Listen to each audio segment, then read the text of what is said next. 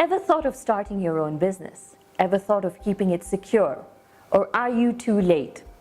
Welcome to a show where you're going to meet the movers, the shakers, and the trendsetters. Let's learn from their ups and downs.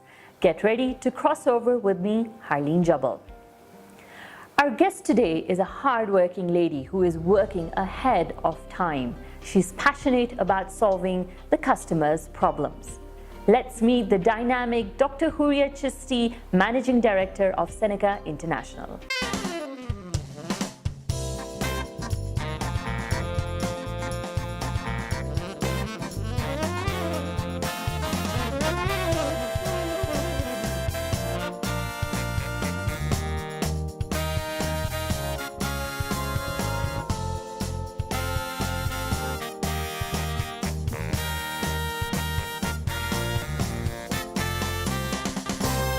Welcome to the show, Hooria. Thank you, Harleen. So let's begin straight up with tell me more about Senaca International. Who are you? Senaca International is a global risk management company. We provide end-to-end solution for any company's safety and security needs. In Africa, we have been here 8 years, with Kenya being our headquarters, but we have the full East African presence. We are in Burundi, Sudan, Uganda, Tanzania, and now in the process of opening a company in Rwanda. However, there's something very unique about Senaca International, which I really take pride in. Worldwide, there are only 3 security companies that are led by female entrepreneurs. Excellent. 100%. Senaca International is one of them. Congratulations on that one. Thank you. Thank you so much. So, getting into what else makes you unique, I was looking at your profile and there's quite a little bit of emphasis on cyber security. Can you tell me in layman's term, what exactly is a hack and why is it at this time people are taking or should take cyber threats more seriously? Actually, hacking, when you really look at it from a technical point of view, it's very innovative, creative, out-of-box thinking. Okay. So generally, whenever you hear the word hacking, you always feel somebody like intruding a system illegally. Okay, yeah. But there are 3 aspects of it. There's that ethical hacking, which in technical terms we call white hat hackers. Yeah. They have led to development of World Wide Web. World Wide Web would not have existed if it wasn't for white hat hackers. Yeah, if you don't try, how will you discover? Then we have Linux operating system that have really revolutionized the way companies were being run on an operating system. Okay. We have open source software, some of them like WhatsApp, this Instagram and so forth, like the day-to-day communication applications that we are using without realizing that there was an actual white hat hacker who initiated something like that. And then there are many programming platforms. One could never think that you could create your own website. Today, you're doing it at a click of a button. Yeah. So there's a very positive side of hacking, which we call the white hat hackers, which are very important. They're necessary. They're necessary, actually, for our development. Then there's that mid-road people sitting on the fence, which are, we'll call them hacktivists. Okay. WikiLeaks is one example of that. So which side are they is what side you're looking from. Yeah. So, but they are necessary also. However, they're exposing the risk that how vulnerable information is right now. And finally, the dreaded black hat hackers, or we call them crackers. So what they do is this, at its core, a hacker is a prodigy, an engineering prodigy that is trying to push an intellectual challenge to circumvent systems. So they all have, regardless of which side of the band they are, they all have the same motivation. Black hat hackers, however, go an extra step, use that information to harm people, system, organizations, right? And they use exactly the same tools the white hat hackers are using. Black hat hackers are now using it, not in the interest of... And for a negative use. And for the negative use. Why should we be now so vigilant? Because just like everything else, internet is not even a 40-year-old entity. So it's something new, but we are so obsessed and possessed with it. It has taken over our lives. You are hearing jokes these days, people sitting in a social forum, looking at phones and so forth. So a lot of times the misperception people have now, like sometimes people tell me, I leave the laptop in the office, why am I exposed? Really? You have smartphones, you have smartwatches, We are watching our houses through CCTV cameras. Our TVs are attached to Wi-Fi's. We are watching things online. We have decoders. Everything around us is connected. And that connection opens us to a hacker. So we are all exposed at every single moment of our lives. We are now part of this global village without realizing that our house is not walls anymore. Our house is this digital cord that's surrounding us. So I can go to sleep and my TV attached to a Wi-Fi, a very focused hacker would get into that system, open it and watch me 24 hours. And he can be sitting anywhere in the world. He can be sitting anywhere in the world. So the exposure is so high. And you look at superpowers right now, America, China, Russia, UK, Europe, who is safe?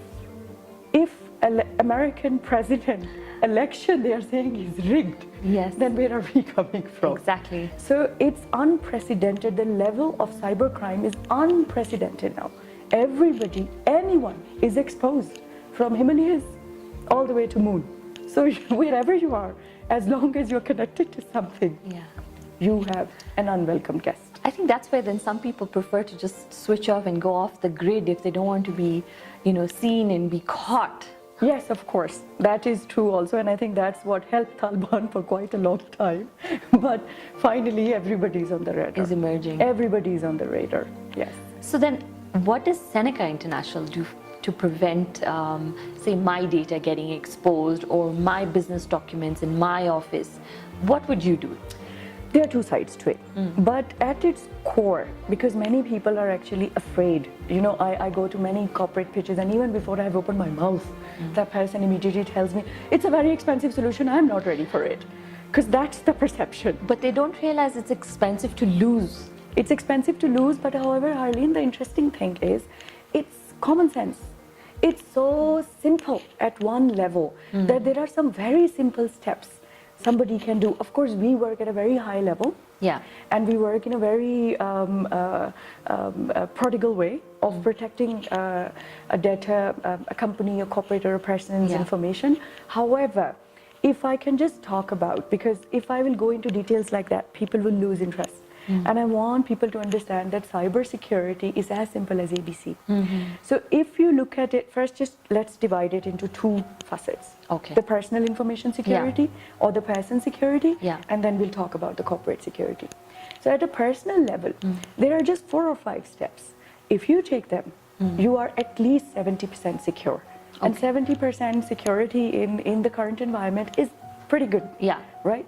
The first thing is, that whenever you register, wherever you're registering, look at your passwords. So many of us are just using the same password. 1, 2, 3. Everything. Yeah. From the LinkedIn account, to the Gmail account, to the Facebook account, to even the work account. It's one password. Yeah. So if somebody has hacked that one password, he's unlocked everything. He has unlocked everything. And then the fun part is that we actually create every link to link it all together. I'm working here. Here I am on LinkedIn. This is my, and if you go back, you must have opened a Yahoo and Facebook account, right? Yes, yes. What were the security questions? Your mom's birthday or your pet's name. And are they not all those things connected to you on Facebook? Of course they are. So somebody can very quickly know what's your mother's name. Yeah. So that's it, security bypass, security passcode changed, right? Yes. And then even unknowingly, especially on LinkedIn, I have observed people just to grow their network or to look, because we all have to look with busy. Image. So we have this now corporate image. So wherever we are, some people don't even exist. But we have to have that Beverly Hills existence. Right? I have 1,000 connections. I have 1,000 connections, exactly. So you get this A person, B person, C person, 4 person, D, CEO of this company, this, that, whatever else it is, trying to connect with you. Click. He's connected, he's in. Yeah. We don't know who that person is. Yes. How that entity is working. Yes. So these are isn't this common sense? Yes. This is nothing, there's no sophistication to it. Yeah. So be mindful. Yeah. Be mindful. Who are you connecting? Where are you connecting? Passwords, please, whatever you do. And there are some very simple utilities you can get. One of them is a KeyPass. The utility is called KeyPass. But do your normal Google search, you'll find at least 2 or 3 top-rated. You pay very small money for those. Yeah. And they can safeguard your passwords, and they can even create passwords. and they continuously store them. Yeah, they can create those obstacles before it becomes too simple at a click of a button. Yes, because the easiest textbook technique of hacking somebody's password is to first use the dictionary. Every word in the dictionary within, is it about, I think it's 164 seconds. The whole dictionary is passed through when you are using a particular code to crack somebody's password. So if you were using, that's it. So if you're using Queen Elizabeth or world, this, any word that exists in a dictionary, combinations together, popular combinations they take. So if in a scenario, I'm the managing director of a company, I'm on social media, I've done all this linking and everything, and there's a tender we are working on, and it comes to my work email, and I don't want my competitor to see it, shouldn't I be worried and do something more? You should be worried, of course. And actually this particular aspect of competitor espionage, corporate espionage, it is taking that turn. Where you can simply go online, find a corporate hacker, pay him $5 to $10 an hour, and you can create havoc on the other side. But if you have taken this precaution, where passwords are changed, they're changed regularly, they are not easy to remember, easy to understand, and of course it's a pain. But if you, and that's why I mentioned that utility like KeePass. If you have something like that working in the background, like even for me, for convenience, sometimes every time you create a new account, Google asks you, or the Chrome or the Internet Explorer, can we save this password? Generally you say fine, save password. But again, it has moved to cloud. Everything we do these days to make our life convenient is now making somebody else's life so less, easier to actually approach where you are taking this. So just if you can just take that precaution of working on your password, and after that be mindful of your digital footprint. So when you say digital footprint, so if I am an SME setting up my office structure, obviously I have to have the computers and the intra-network and the internet and all of that. I don't want to invest so much, but at the same time I want everything to be safe. I want my employees not to be misusing. So what does Senaca, or what is the possibility here? What will you do? Let me again simplify it for you. At its core, what should be done? When you create an office, right? The finance office generally always has an access code. It's always kept separate. Wherever you'll put valuables or money or company information or anything, the access will be harder, right? Use the same principle in creating networks. What we do currently is this, and it's actually will cost you less if you design the system mindfully from the word go. Always separate the networks. They should always two networks. Every corporate, small or large, should exist at two networking levels. One network that's now your open source, your websites, where you are like exposed to the world, and then the actual virtual private network that's within the company. So try and keep the company corporate email communications and everything within that VPN. What we do is we create one network that is directly connected through a router to the outside world, and the employees are using that network to even share the internal information. So if from this is like health and safety. It's as important as health and safety. It's your insurance policy. So if you come in a building and you're shown this is the fire exit, this is exactly like that. Every new the virtual world we're giving should be given that there are two networks. Your work emails, your sensitive information, all of that, because for an SME, the threat will always come. 43%, that's the statistics. 43% of all cybercrime in an SME is internally orientated, including the KRA attack we recently actually looked through. It was one of their workers who actually implanted that key that then gave the cryptographic card to an outside access. And while the internal system went to sleep. So therefore, be mindful. It's very important to create that drift from day one. You have to create those internal rooms. So speak to your network administrator to show you the design. And very quickly, you should be able to say why there is no firewall. A firewall will separate your VPN, internal VPN, and your external network. I think it's a very simple way of looking at things, and then it doesn't cost you that much. You touched on the fact that the KRA in that incident, you've got a human. You always will have. So Do you also emphasize a lot on background checks nowadays? We do. When physical protection is ultimate, because a lot of times now we are all saying, oh, everything is up in the cloud and we have our backups and so forth. But again, just like personal security, in the SME arena also, go step 1, 2, 3. Start with the design, network designs and everything. Look at the passwords. Look at now the vetting of the staff, who's going to access what. Look at the physical protection of the assets, of information, and then use a very simple technique, encryption. Even on encryption, if you're using WhatsApp, suddenly it asks you, do you want your communication to be encrypted? So there are some very easy utilities to be installed, and that's why I started this conversation. It doesn't cost that much as it's just a perception. So there are these open source utilities you can actually download. Most of us are either on Windows and Mac, and both those operating systems are actually providing you that facility where all data can be encrypted on your service. That way, even if it is hacked, it can't be used because it exists in an encrypted format. But yes, of course, you have to look at who is accessing that data all the time. Just like your password needs to change continuously, the people who are accessing this information continuously need to be kept under watch, under control. You have to watch everything end to end. And how vulnerable is Kenya? Are we taking the fact that we're a developing nation for granted?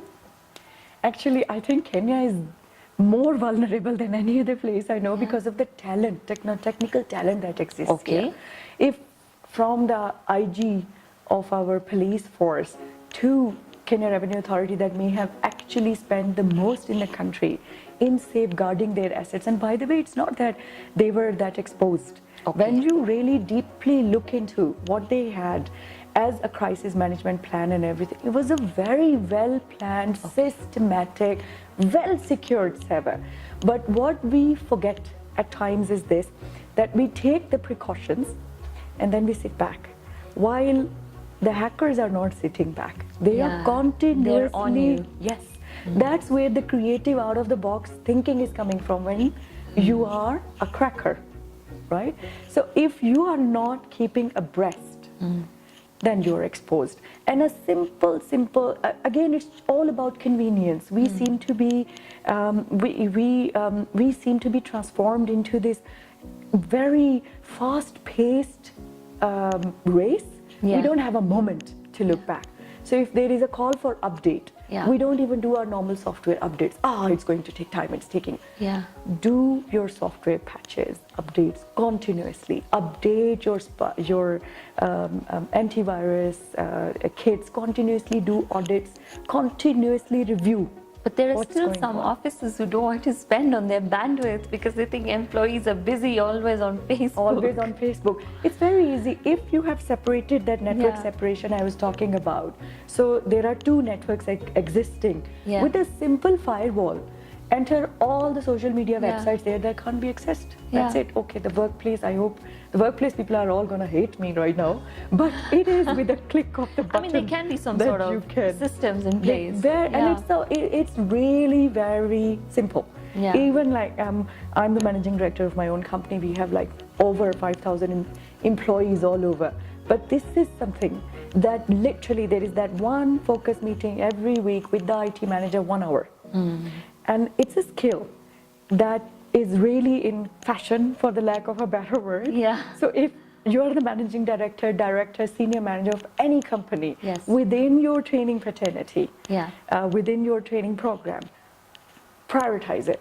Go for a cybersecurity training. It will open your mind to so many possibilities. And whoever really wants to have that control, this is music to their ears. Go and control your companies in the best interest of the company.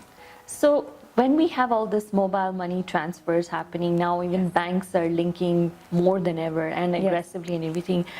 Again, how safe are we? And if you've heard of Bitcoin, are we heading in that direction where there's going to be no paper money and it's all going to be digital? It sounds scary. Is it as scary as it sounds? Okay, if you, again, it's like which side of are you the white hat or the where would you exist? I'm a really big technological advocate. Okay. What I don't want this to come across as people are scared and they don't want to use technology. That's not the point. Technology have changed our lives. It really, really has added great value. You know, if my grandma can sit somewhere and she's entertaining herself through Facebook, that's like the best thing that could have ever happened. Yes. So I'm very pro technology. Looking at the mobile banking platforms, they're very secure, because there have been a lot of precautions that have been taken. So if you ask me personally as a question, that is mobile banking secure or not, I feel it's very secure. It's more secure than your physical banking. It's more secure even, you know, the way we are using ATMs, credit cards and everything. And it just gives so much more, like a lot of crime and theft, if you think about it, doesn't exist anymore now. And those conventional thieves, what can they steal? Yes. They go, run away with my bag. I'm not that concerned anymore now. Yeah. Because it doesn't, like my money is not there anymore. Yes. Now. So mobile banking platform, especially in the last 4 or 5 years, have really been refined. And they're working very well. Again, you have to take your necessary precautions, but banks have taken that measure also. Okay. Because now they always have, there's something called 2 to 3 step authentication. Okay. From a simple Google Gmail account to your actual online transaction, if you stick to that 2-phase authentication, which will mean you enter a password, but then something is sent to your phone and then you use that password, because somebody can hack your password but won't be able to hack your phone at the same time. Yeah. Unless it's a very sophisticated, very targeted attack, Yeah. which is very expensive. So you as an individual then have really reduced your risk. So mobile banking platform is secure, in my opinion, and it's the way to go. Of course, because you know, most of the time you're using a token, which is creating a password every 10 seconds or every 20 seconds. However, Bitcoin is a completely different ballgame altogether. Okay. So let's just look at why Bitcoin is important. And by the way, before I even say, elaborate it more, being an entrepreneur, I'm on that bandwagon. Okay. So I have also invested in Bitcoin because I see a future. Why? Because American elections happen, the stock market goes haywire. Brexit happens, overnight, 0.25% of all value of all British asset and currency comes down crashing. Yes. Euro is the most safest avenue right now. Yes. For how long? Yeah. So people are tired. You worked like hard, and you know you had all this money, and overnight your $100,000 now is 70 or 150. That fluctuation finally led to Bitcoin. So Bitcoin is not hard currency. It's just it's a digital receipt that is just following through transactions, and that's how you build value. And it's invented by, in 2009, it was released by, if I remember correctly, the very Chinese name, Soko Mithi no Toka or something. Natashi, sorry. So if you can trust that name, Bitcoin is trustworthy. Yeah, millennials, I think, will want a digital currency. Well, it has grown its value, like whoever invented it in 2009, today is worth 15 billion. Wow. So that speaks for itself where Bitcoin is going. Okay. However, it is as vulnerable as a government standing up and saying, no, we are not allowing it because it's not regulated by anybody. So it is very sophisticated. The technology behind it is very sophisticated, the way the wallets are created, the way mining is done. And there is that continuous improvement in it. But it needs that global governments will always want regulation. Yes. And that is what may kill it. However, because internet has changed our lives, the way we are working, they may be forced to get on. Yes, because if people refuse to accept the status quo, there is nothing that can keep that status quo. So Bitcoin or a currency like that, if it can have a global push behind it and a global mindset behind it, it's the way forward. Now I want to know, you have never taken status quo, and you said one of the female business owners in the security world. Hooria, share your story. Where have you come from, and where are you now, and where are you going to go? I think anybody watching this show, if they can learn just something, you can make it short if you want, no problem. I will try to, because that's like a huge I generally don't like talking about it. Okay, let's start from the beginning. Where did you think that I want to be my own boss? I think, for me, from the moment I was born, and I think that happens to almost all of us who are born in the Asian families, Yes. the destiny is predefined. Yes. So from the moment you take your first steps, somebody is calling the shots. So I come from a dynastic business family, so it was always, there was never a choice. Yeah. So, well, the choice was that between A, B, C, D school, which one do you want to go Yes. to? But it was focused that this is where you come from, this is your heritage. And this is what you'll do. Yes, so make yourself, you are always smaller in comparison to somebody else. Okay. So very focused academic, very focused. And I thought I was one of those person who always thought I knew where I was going. Okay. So it was like, go to the best schools, educational, whatever, get the best business education, and then come back and join the family business. Yes. So that was the path. And I had no resistance to it. Okay. Very happy to be within that. And then happened an actual internship in London. Okay. With IBM, because I was studying in London right after school. I was picked up by IBM to work in a particular team, and I learned a lot there. I worked there for 2 years. And one day we were sitting in a particular meeting, and this particular company was in crisis, really bad crisis.